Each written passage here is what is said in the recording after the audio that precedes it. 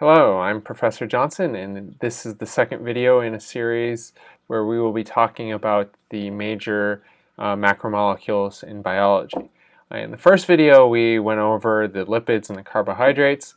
In this video, we're going to be looking at the nucleic acids and the proteins. So first up, the nucleic acids. Nucleic acids are made up of nucleotides. That's what this structure here is showing. Nucleotides themselves can be divided up into three distinct components: the phosphate group, the sugar, and then the nitrogenous base. Now the nitrogenous base can be in either a purine, such as adenine or guanine, or it could be a pyrimidine, such as cytosine, uracil, and thymine. Now it depends on whether the nucleotide is DNA or RNA, what bases that you will use, but we'll get to that here shortly. So when you put the nucleotides together, you're actually putting together them through the phosphate group, and this is the 3' sugar or 3' hydroxyl group on the sugar. So you're connecting the phosphate group of one of them to the sugar group on the other. And here we're looking at a DNA molecule. You can see that you have a 3' end that connects to the that's free on one of the sugars. This connecting to the 3, or it goes through here. You look at the phosphate here, and it connects to the 3' on the other end. So you end up with a 5' end that is free, and that's where the phosphate group is. And you end up with a 3' end that has a hydroxide group on it, or hydroxyl group on it. Now notice that this is going from 3' to 5' on this end, and from 3' up here at the top to 5' down here on the bottom on the other. That means this is anti-parallel, an important feature of a DNA molecule because it allows it to fit together just so. Also notice that you have base pairing in between the two groups. So adenine here is going to base pair with thymine, and guanine is going to base pair with cytosine. And it does this through hydrogen bonds. So the two DNA molecules are attached to each other within the overall DNA unit via hydrogen bonds, and the molecule itself is put together via covalent bonds known as phosphodiester bonds, because it's connected via the phosphate into oxygen groups. Now there are some distinct differences between DNA and RNA. Let's go back to this slide real quick here. So an important difference in DNA and RNA is what's going on the 2' carbon of the sugar here. So on RNA, which stands for ribose nucleic acid, ribonucleic acid, you have an OH group going down here at the bottom because it's a ribose sugar. In DNA, deoxyribonucleic acid, the deoxy means that you're missing this OH group here, so you don't have that. So this is actually a DNA nucleotide. You'd have an OH here if it was an RNA molecule. This is important. It's one of the reasons why DNA is more stable than RNA, which is why DNA acts as a good place to store genetic information, because it lasts longer. Really, DNA has two functions. One is to replicate and thus be the genetic information for the cell, so that the cells can make other cells that are like it. And the reason that it's important that you have something here that's not just replicated but also has another function is that the DNA is also carrying information for making RNA and proteins within it. It's the order of bases that are present. It tends to be double-stranded, while RNA tends to be single-stranded. The nucleobases do base pair with other molecules, but they can be temporary interactions, or it could be base pairing within a single RNA molecule itself. So you might have the RNA fold back and actually base pair with itself elsewhere in here. Another important difference is that thiamine is going to be present in DNA, while uracil is going to be present in RNA. So adenine is going to base pair with the uracil in RNA, while adenine will base pair with thiamine in DNA. The cytosine-guanine base pairing is the same regardless. RNA has a variety of functions. It's really a very diverse molecule. It can act as an enzyme in certain cases, such as ribozymes. So if you look at the ribosome, that could be considered a ribozyme. It can act as a messenger or a temporary carrier of the genetic information for making protein. It can be used to regulate gene expression, something that we'll talk about at the end of the chapter. It can also be used to carry amino acids. So it really has a lot of different functions that we'll look at in more detail later in the semester. Now, DNA and RNA are the main nucleic acid, but there are the main nucleic acids that you think of when you think of nucleic acids.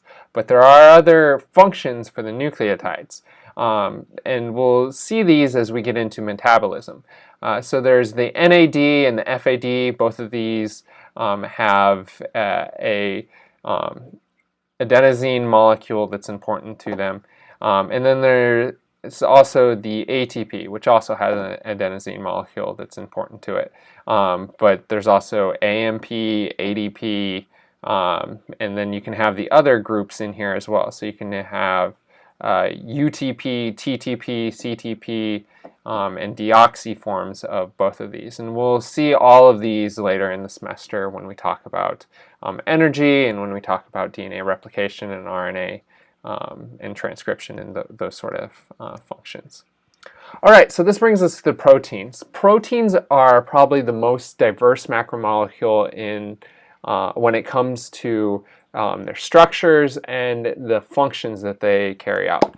So proteins can act as enzymes, they can act in the immune defense, they can be structural support, such as the keratin that's found in the horns and the hair of your cells.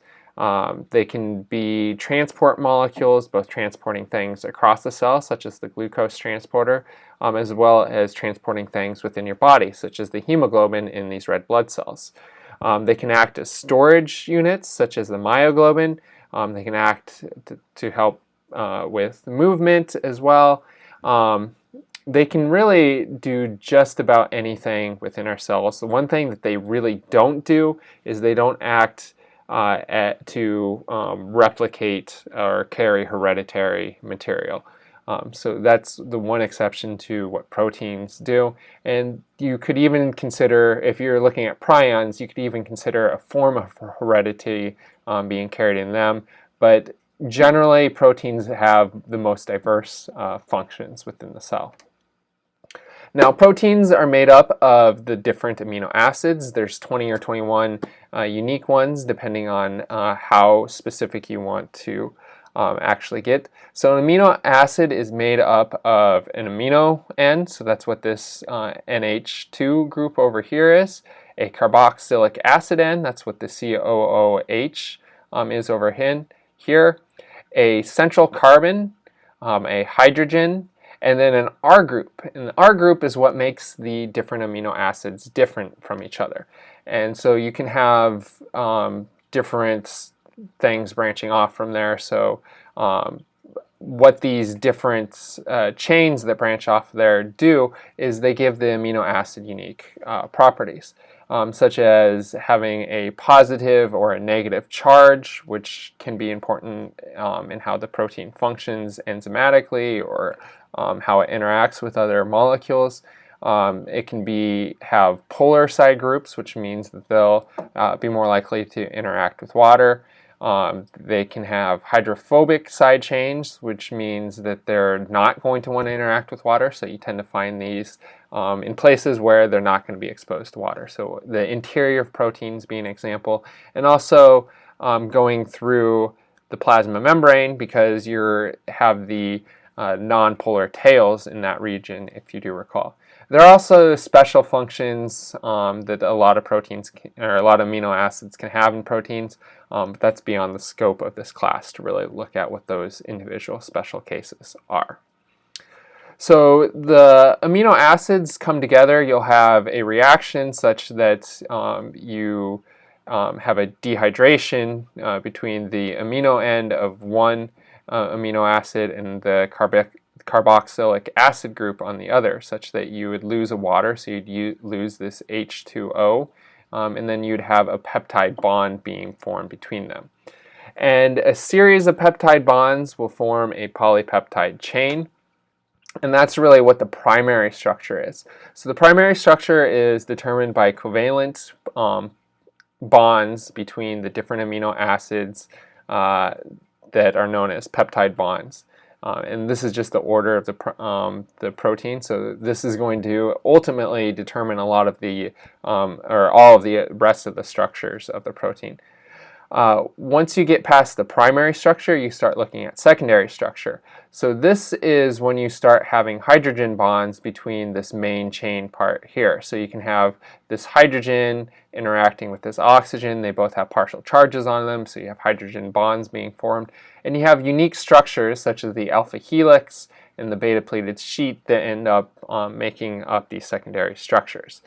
Now the secondary structures can fold in different ways in three-dimensional space, such to give you a three-dimensional protein or polypeptide structure. So this is going to be determined, this tertiary structure that I'm talking about, it's going to be determined by the interactions between the R groups. So it can be salt bridges that are formed between ionic charges in the R chain, so you can have a positive amino acid interacting with the negative amino acid. You can have the hydrophobic chains coming together that will result in how the protein folds. You can also have hydrogen bonds that are going to be occurring that ultimately result in this tertiary structure. Now, similarly, you can have this within a single polypeptide chain. If you have multiple polypeptide chains coming together, you then have quaternary structure. So quaternary structure is going to be determined a lot due to the same principles as tertiary structures, interactions between the R groups. But the distinction is that with tertiary structure, you just have a single polypeptide chain. Here you have multiple polypeptide chains coming together. So it would be like this chain here coming together with this chain, and then the two polypeptides interacting. Some proteins only have tertiary structure, but many proteins do have a quaternary structure that involves multiple polypeptide chains coming together. Now, there are two other structural components of proteins, that being domains and motifs. So these are super secondary structures. They fall in between the secondary structure and the tertiary structure. The simpler of these are the motifs. So the motifs are just common secondary structures that get put together in certain ways. So you can have a helix turn helix, or different structures that come together that give common structural units that you see in many proteins, but don't really have a function of their own. Now, a domain, on the other hand, is going to be a unique portion of the protein that's going to be folded in a distinct way that's going to have a unique function within the protein. So for example, on receptors, you'll have a region that's going to interact with the molecule that it recognizes. You'll have a region that passes the plasma membrane, and you might have a region that has an enzyme function within the interior of the protein. And you can look at each of these domains and separate them away from the rest of the protein, and they remain distinct functions within the protein. So you could really think of domains as unique functional units that work independently of the other protein, but will work with the protein as a whole to give its function within the cell. Now, you'll notice that we talked a lot about protein folding. Protein folding is important because how a protein is folded is what ultimately gives it its shape, which gives its function. So structure equals function. Your structure will depend on your function. So protein folding is very important. The primary structure helps determine how the protein will fold, but in addition to that, you might have chaperone proteins that will help the protein fold in three-dimensional space as it is coming to as well. Now, once a protein is folded, it can become unfolded. So you can have different things such as heat or change in the pH or having different solvents coming in and many other things too. But all of these can result in a protein becoming unfolded. So instead of folding, it becomes unfolded. And when it becomes unfolded, it loses its function. You may be familiar with this when you cook an egg. So an uncooked egg has a bunch of protein that is folded, and when it's folded, the protein appears clear. But when you cook it, you denature the protein, meaning that you unfold it, and this results in a now opaque protein that comes together. Some proteins can spontaneously refold on their own, but the vast majority, once they become unfolded, they either need help or remain unfolded within the protein itself. All right, so that was it for this video. I will see you in class.